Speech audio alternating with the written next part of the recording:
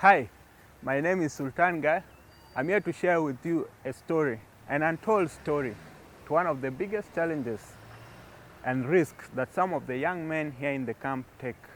And here is a friend of mine willing to share his story with us. Yeah, Mr. Mwako. Yes, Mr. Guy. Yeah, how are you? Fine, thank you. Okay. When did you come to Kakuma? I came to Kakuma at the age of 10. How was life then? Well, life was, it was quite a challenge. You know, at that young age, without parents or sibling, and you are living in a minor group, you know, all of us were children. It was so difficult. Thank God I had a very supportive teacher who always encouraged me to cope with many life-challenging issues. My name is Manganga. I'm a teacher since 1988 in Ethiopia. Then we come down, we travel from Ethiopia, which is Panyindu. We travel up to Kapota, and from Kapota up to Kakuma. We started primary school under the trees. It was a school of Red Army. So some of our Red Army now, they are there abroad, and some of them, they remain back. And Marcol joined my class. Marcol started primary one in 1993. He was a good student, was a very good student. So he never repeat any class up to standard 8. He went to senior secondary school. After finishing high school, I became a teacher and later worked for NCCK as a reproductive health motivator. All these years, I have been saving money because I had a big dream of buying photo studio equipment.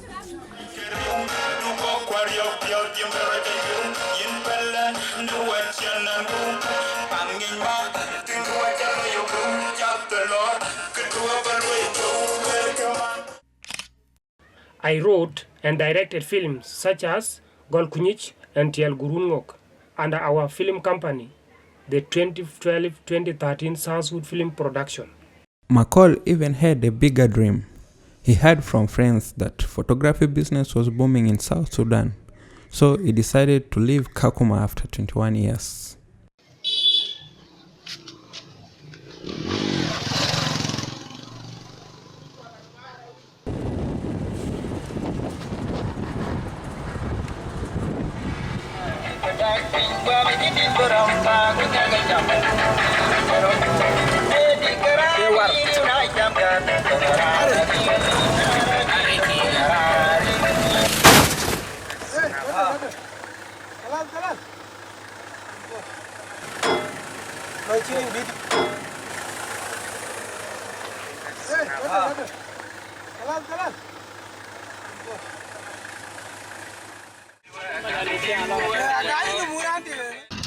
Nothing much has changed. The village looks the same as I left it. The only difference is that its occupants are elderly.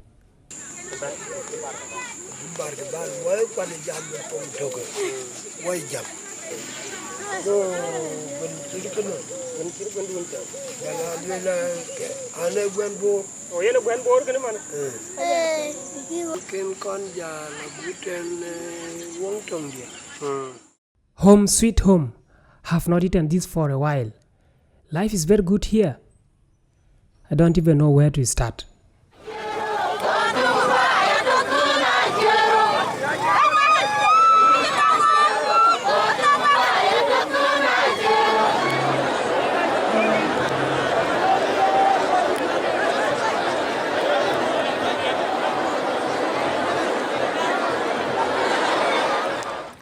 Unfortunately, McCall's happiness was cut short.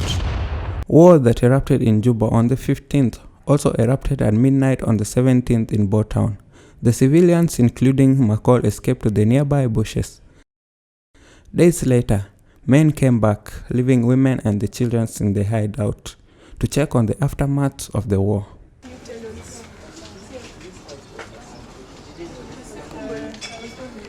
The enemy left a destroyed town.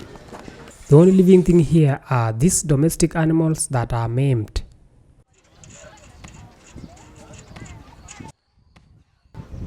A more intensive attack occurred.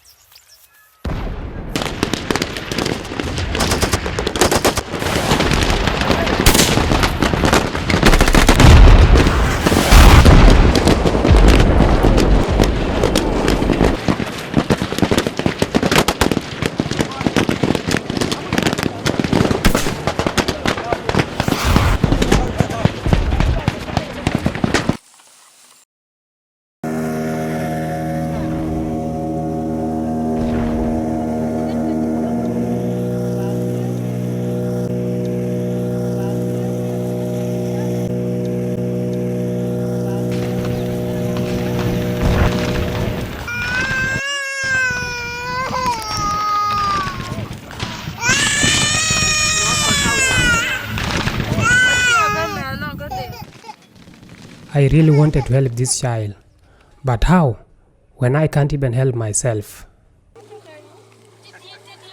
The boat decided to hide here because the fighting is still intensive on the river banks.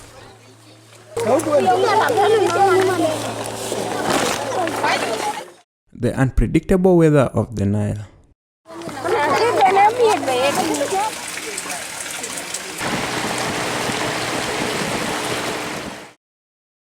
This child has not eaten anything for the last 2 days. Finally, we arrived at Gwalior, a place that later became an IDP camp.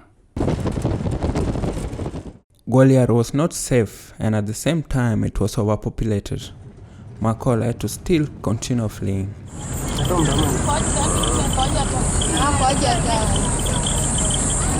Remember, all the men are fighting, but I'm among the few men that are escaping with women and children.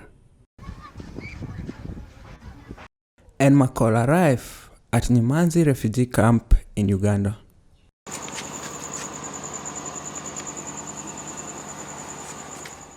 UNHCR came to our rescue. I refused to be registered here because I'm already registered in Kakuma refugee camp. I need prayers to take on another long but safer journey.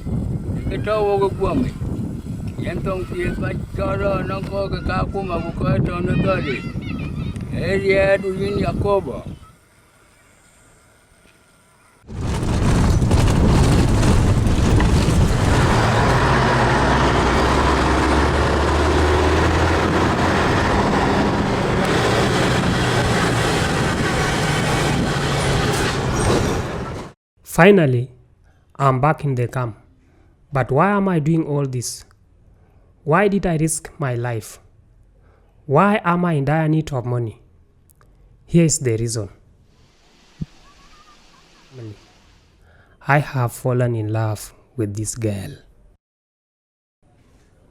I love her, and our love for each other was so great that she advised me to escape with her far away.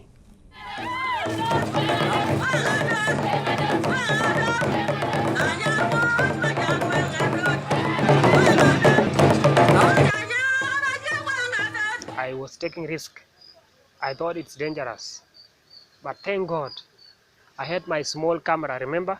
This Sony that I use in my small studio. That's where it was needed the most. In Nairobi, Nairobi was so colorful with events after events. I started shooting cultural events.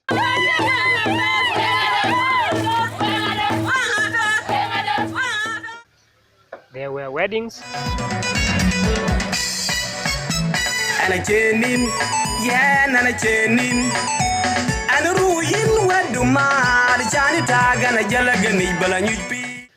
started shooting even graduations.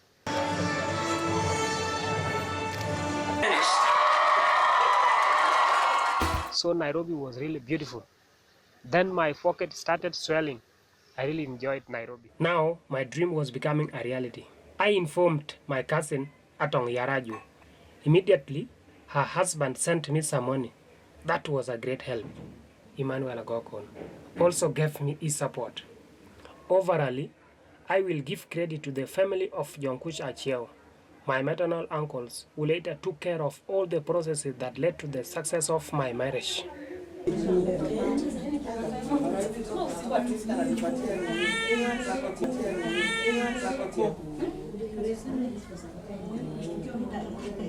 A new experience, a new beginning. This is what I've been struggling for. Yes. Thank you. Next time.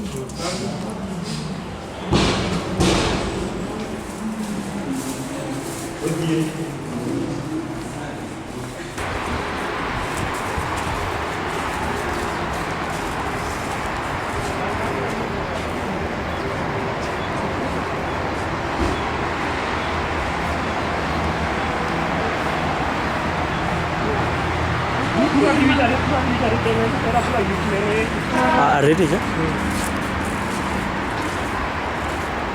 Wetu najibawa jana tu.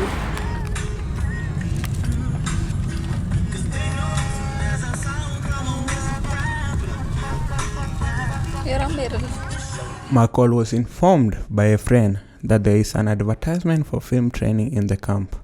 My friend, Jangdi Dengajuk, encouraged me to go for further training. So McCall is going back to the camp. She delivered through CS operation, so I can't risk her on a rough road. It's also a good experience. I'm now a happy father.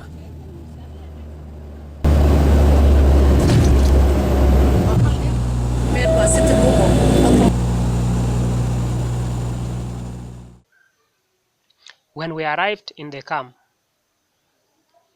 my in-laws had already come from South Sudan. It was a big storm. They came after they heard that I had snatched a girl and I was coming back to Kakuma. I had to give them the little money I had, and then I promised that I was going to pay more money in future. I returned my wife and a baby boy to them, and now I'm working harder to take her back officially. McCall ventured into a small restaurant business after his house was robbed. He lost his camera, the only valuable item that he possessed. I joined Filmade Media Training in March 2017. I needed this since I never had a professional training on camera operation. Attending Filmade classes and managing my small business is not easy.